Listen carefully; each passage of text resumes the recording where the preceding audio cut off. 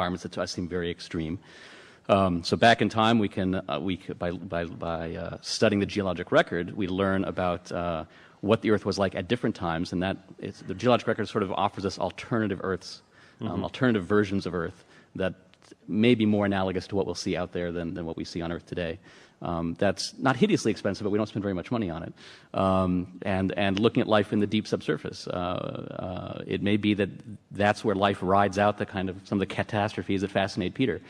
That's where microbes may have ridden out some of the early impacts that sterilized the Earth's surface. And so understanding how life lives in those environments, I think, could be profoundly valuable to us. Would it be possible for us, if we go to the moon, we talk about that life or rocks are being exchanged between the moon and Mars and the Earth all the time. Are the rocks going in the other direction? Oh, yeah. That might have some forms of life on it that are still surviving on a rock someplace. In fact, we were just talking about this yesterday, that of course there will be Earth rocks that have gone to the moon.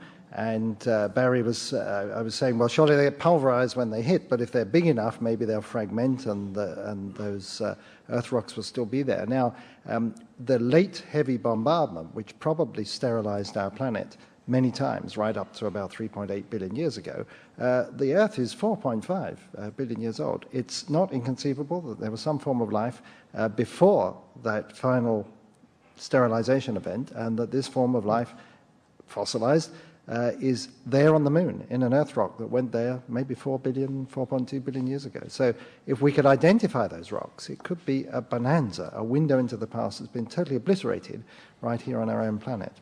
Could you identify them? Right. Well, details. It's not an easy thing, and of course the moon's being hit all the time by other meteorites. It's churning up the surface, and so things tend to get buried and so on.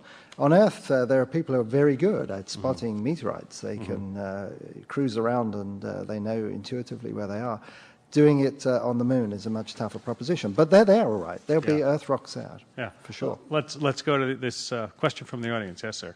Hello, thank you for taking my question. One of the reasons why Earth looks so hospitable to life is that life has changed what Earth looks like. So would that be a way of looking for life on other planets? And do we know what sort of changes weird or alien life would make to other planets? Good question. Ariel?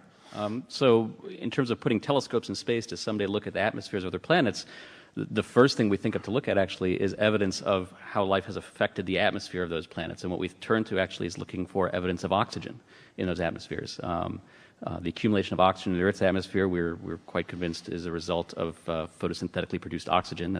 Without that, you wouldn't have so much oxygen. And a byproduct of having a lot of oxygen in the atmosphere is having some ozone, and ozone is something that actually, believe it or not, even in trace amounts, you can detect from great distance because it has absorbs light in unique ways. So that's one of the major emphases in thinking about what you might want to look for. It's exactly that, life's imprint on a planetary scale. Peter, how would you react to that? Well, Jim Lovelock was the person who first showed that Earth's atmosphere is all out of equilibrium of what it should be unless life did it. And he was such a pioneer at this, and he took that to another step, and he took it to produce what we now call the Gaia hypothesis, that life makes the planet better for more life. I personally rather detest that whole idea. My own sense is that life is rather like Medea, a very nasty mother, not a good mother. And life does have effects on atmospheres, but they may not be the effects that we Earth-loving, oxygen-loving creatures like best. As in, we know microbes can produce massive quantities of hydrogen sulfide, which is really tough to breathe. Let's go to the phones. Let's go to Jared in Portland, Oregon. Hi, Jared. Hi, how's it going? Hi there. Go ahead. All right. Well, you mentioned microbes traveling through space and whatnot, and I was specifically concerned about mold spores or fungal life being of extraterrestrial origin and being able to hibernate and somehow be seeded on Earth or other Earth-like planets. That's a good question. Spores are pretty hardy, aren't they, here on Earth? Could they be floating around waiting to land on something? Ejected by those rocks we talked about, hitting the Earth, going toward the moon, who knows? I know, Paul, you'd like to comment on that one. Go ahead. Fred Hoyle gave me my first job, and I always feel I should say something nice about him. And he was the one who pioneered the idea that microbial spores could travel through space. Now, I mentioned earlier about it's a pretty harsh environment and that radiation is a real killer.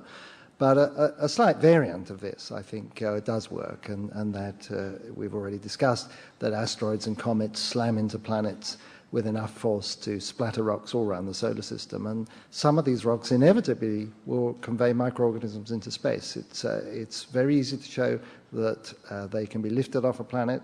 They're small enough that the shock of ejection doesn't kill them, and they, in spore-like form, they can survive, it's estimated, for millions and millions of years in outer space. And so some fraction of those will find their way to other planets. So I think that basic idea works. And people say, well, could life spread all around the galaxy that way? The answer is, I think, no. Within our solar system, there's a very good chance, I think the figure is 7.5% of Mars ejecta hits Earth eventually. But the chances of a rock that's knocked off the Earth, for example, ever hitting another Earth-like planet in another star system all that way away is infinitesimal. So I think it won't go farther than one planetary system. We're talking about astrobiology this hour on Science Friday from NPR News. I'm Ira Flatlow here in Tempe, Arizona, at Arizona State University, and a tweet came in from Red Roy, who wants to know, how does an Earth rock get to the moon to begin with? I mean, it's a hard concept for we to understand. That we see rockets taking all this kind of fuel to blast off from Earth. How can a rock do it? It was, when comets and asteroids slam into the Earth, there are big impact Even craters. Today? Absolutely. Yeah. Even today, there is a finite probability that a large enough rock will hit Earth to knock Earth rocks to the Moon, to Mars, and elsewhere into solar orbit. Absolutely. Oh, yeah, when the asteroid hit the Earth 65 million years ago, it threw a whole lot of Earth rocks up there. So it's not inconceivable we have dinosaur bones on the Moon. We certainly have shown that... That'll be a reason to get us to go back, won't it? Well, there's probably more pristine early Earth rock on the Moon than on the Earth because of the heavy bombardment. Enormous quantities of chemically not heated, not metamorphosed Earth rock made it up there and sits there. 1% of the Earth's soil isn't, or 1% of the lunar soil isn't for the Moon. There's an enormous quantity. And the other great thing we could get there is Venusian rocks. We don't really know what the surface of Venus is like, and the Moon is going to have a lot of them there. So when we think of the Moon as a barren place, and biologists don't want to go there because they think there's nothing worthwhile looking, it's an astrobiology storehouse then. Well, it's a treasure trove. Earth's attic is on the Moon. Barry? The question is, what's the flux of meteorites coming? Now, there are quite a few small meteorites. There was one just discovered, its trajectory was seen, and it was actually found on the ground following with a human search for it, and pieces were retrieved. But one of the things, the images from the lunar orbiters there were 5 of them that was sent up before the Apollo mission. Mm-hmm. They had very high resolution images taken with a telescope, and the tapes for those have now been rediscovered, and the possibility or probability is that you could study those tapes from 1966-7 and compare those images with contemporary ones, and we have a mission leaving quite soon this month for another orbiter, and determine how many new impacts you found and get some idea of the current flux. Wow! So you can see how active the bombardment of the Moon has been. I think it's fascinating to think that if you really want to find the oldest part of the Earth, you go to the Moon to find it. And if you want to find the oldest part of Venus, you go there too. Would that rule out the other planets? Would Mars be the same way, or would they collect that? Or we don't need to. We could just go to Mars to find that stuff. Right. Earth rocks certainly have gone to Mars, as I've indicated. Now, the problem with Mars is it's got an atmosphere, so a lot of them will burn up, but also because the surface of Mars is not inert, there's not a great deal of tectonic activity, but there's sand drifting around and so on, and stuff would get buried. Be easy to identify it on the Moon. But still a tough proposition, I think. That's great. That's a new reason to go back. I'm always looking for another reason to go back to the Moon. So we've run out of time, gentlemen. I want to thank you all for taking time to be with us. Ariel Anbar is Associate Professor in the School of Earth and Space Exploration and the Department of Chemistry and Biochemistry at Arizona State University here in Tempe. He's also the principal investigator of the NASA Astrobiology Institute team here. Dr. Barry Blumberg is winner of the 1976 Nobel Prize in Medicine and founding director of the NASA Astrobiology Institute. He's also a distinguished scientist at the NASA Lunar Science Institute and NASA Astrobiology Institute. Peter Ward is professor for the Department of Biology and Astrobiology program at the University of Washington in Seattle.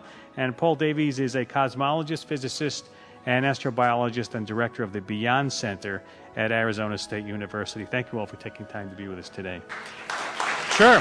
Greg Smith composed our theme music, and we had help today from NPR librarian Keem Molesky. If you have comments or questions, please feel free to write us at Science Friday, 4 West 43rd Street, room 306, New York, 10036.